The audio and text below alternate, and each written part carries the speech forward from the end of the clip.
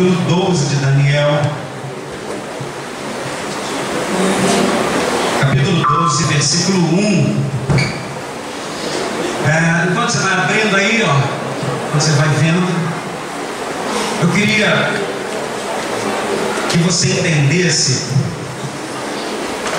quem a Bíblia chama de entendido, quem a Bíblia considera sábio, quem na verdade conhece, quem na verdade sabe das coisas, quem na verdade é inteligente. A gente vai ler esse texto aqui e nós vamos falar um pouquinho sobre isso. Eu queria que você acompanhasse, mas que você prestasse atenção, porque isso é o maior investimento que você pode fazer na sua vida. Olha o que diz a palavra de Deus. E naquele tempo se levantará Miguel, o grande príncipe, que se levanta a favor dos filhos do teu povo. E haverá um tempo de angústia, qual nunca houve, desde que houve nação até aquele tempo. Mas naquele tempo livrar-se-á o teu povo, todo aquele que for achado escrito no livro. E muitos dos que dormem, que já morreram, no pó da terra, ressuscitarão, uns para a vida eterna e outros para vergonha e desprezo eterno. Os que forem sábios, olha bem, os que forem sábios, tem algumas Bíblias que diz assim: os que forem entendidos, pois resplandecerão como o fulgor do firmamento. E os que a muitos ensinam a justiça, como as estrelas sempre e eternamente. E tu, Daniel, encerra estas palavras e sela este livro, até ao fim do tempo. Muitos correrão de uma parte para outra, e o conhecimento se multiplicará. Tem algumas Bíblias que dizem: a ciência se multiplicará. Amém? Queria que você prestasse atenção aqui, porque isso vale para a sua eternidade. Nós vamos falar um pouquinho sobre os sábios. Quem é sábio? Quem na verdade é entendido? Quem na verdade é esperto? Quem é esperto? Quem é sábio? Segundo a palavra de Deus.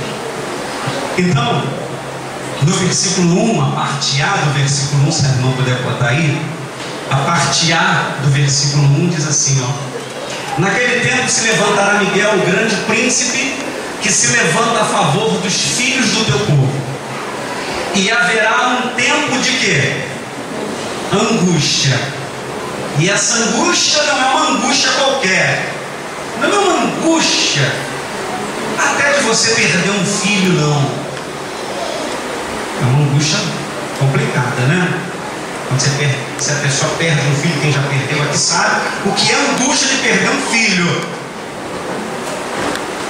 Mas não é esse tipo de angústia, é mais grave. Haverá um tempo de angústia, qual nunca houve, desde que houve nação, até aquele tempo. A Bíblia classifica como a maior dor, a dor da grávida, para ter um bebê, parto normal, principalmente se não tiver passado. Não, Patinha diz que nunca mais, né? Quem tem passagem, as mulheres que têm passagem, tranquilo. Mas a Bíblia, ainda que tenha passagem ou não, a Bíblia classifica como a maior dor, dores de parto. Está lá em Apocalipse isso. A maior angústia ou a dor mais forte classificada pela Bíblia é a dor do parto. Hoje a ciência mudou isso, a tecnologia mudou isso, né? As mulheres hoje não precisam passar por essa dor, porque existe aí a tal cesariana, que tem uma anestesia e você nem sente. Quando você tem um filho, só sente depois os pontos e tal. Mas numa situação normal, a maior dor considerada pela Bíblia é a dor de parto. As mulheres, que diga, graças a Deus eu nasci homem. Mas a Fatia diz, eu amo tanto ser mulher, é tão legal ser mulher. E as mulheres, com certeza, é legal. Mas eu prefiro. Se bem que tem um bocado de marmanja querendo ser mulher, né? Talvez até querendo ter a dor do parto, né? Coisa complicada e indecente. Mas, queridos, essa angústia que a Bíblia está dizendo aqui não é comparada nem à dor do parto. Ela será muito pior, porque olha o que diz a Bíblia, ó, angústia qual nunca houve desde que houvesse nação até aquele tempo. É a pior angústia que você, como ser humano, pode entender, pode imaginar. Em Apocalipse diz, no quinto selo aberto, que vai haver um período nessa grande angústia e grande tribulação, como chama a Bíblia, que haverá um período em que o ser humano buscará a morte e a morte fugirá dele. Ele vai sofrer. Então essa angústia não é uma angústia qualquer. A Bíblia diz que vai vir um período aí para frente que é muito mais do que os tsunamis que vocês têm visto, muito mais do que os terremotos que vocês têm visto, muito mais do que as enchentes que vocês têm visto. Haverá um tempo de angústia onde nunca houve, nem haverá, sem precedentes, qual nunca houve desde que houve nação até aquele tempo. Agora, a parte B desse versículo é muito animadora. Olha o que diz, ó. Mas naquele tempo de angústia aterrorizante, livrar-se-á o teu povo. Qual é o povo que vai ser livre dessa angústia terrível? Qual é o povo? O teu povo. Povo de quem? Povo de Deus. Naquele tempo, livrar-se-á o teu povo. Quem é o povo de Deus? Todo aquele que for achado escrito no livro da vida. O Apocalipse chama ele de livro da vida. Então a Bíblia anuncia um tempo de angústia terrível, mas também anuncia um livramento para aquele que se tornar povo de Deus. Amém ou não amém? Quem crê nisso aí diz amém. Amém. Eu creio. E vou dizer porque eu creio lá na frente. Então, o povo de Deus, se você se tornar povo de Deus, tem promessa de livramento para você. É povo de Deus. Não é povo de Maria. Tem muita gente aí que ele é mais Maria do que Deus, do que Jesus. Não é povo de Maria. É o povo de Deus. E o povo de Deus é todo aquele que reconhece Jesus Cristo como único e suficiente. A Bíblia diz, único e suficiente Salvador. É isso mesmo que ela quer dizer. Significa que você não pode ter nenhum outro como Salvador da sua alma. Nenhum outro. A Bíblia diz que todos os que aceitaram Jesus como seu único e suficiente. Por que único e suficiente? Porque tem gente que aceita Jesus, mas ainda continua com a moleta em cima de Pedro, em cima de João, em cima de Maria. Ele até diz assim, olha, eu sou de Jesus, eu aceitei Jesus, mas a minha mãezinha Maria eu não vou desprezar. Eu conheço um montão. Até quer ser evangélico, mas diz que não, a Maria também não, a Maria não. Outros dizem, não, eu até vou à igreja, mas olha, Pedro, o apóstolo Paulo para mim, o pastor fulano de tal. Tem gente aí agora até trocando Jesus por pastor. Sabia? idolatrando pastor, idolatrando bispo, idolatrando apóstolo, idolatrando missionário, idolatrando um montão de gente. Olha o que diz a Bíblia: único e suficiente Salvador, Jesus Cristo, mais ninguém. Amém ou não amém? Quem é o povo de Deus? É aquele homem, aquela mulher, aquele jovem, aquele adolescente que tem Jesus Cristo como Senhor e Salvador da sua alma. Único Jesus, único, só Ele. Você não tem que ficar pegando o rebalo de lugar nenhum. Tem um bocado de gente que quer aceitar Jesus, mas não quer largar a entidade, os demônios. Muita gente quer aceitar Jesus, mas não quer largar Maria. Maria precisa ser considerada como uma mulher que foi digna de humanizar Jesus Cristo, mas ela não pode dar salvação a ninguém. Amém ou não amém? Eu preciso ensinar isso a você. Se você não concordar com isso, o problema é seu.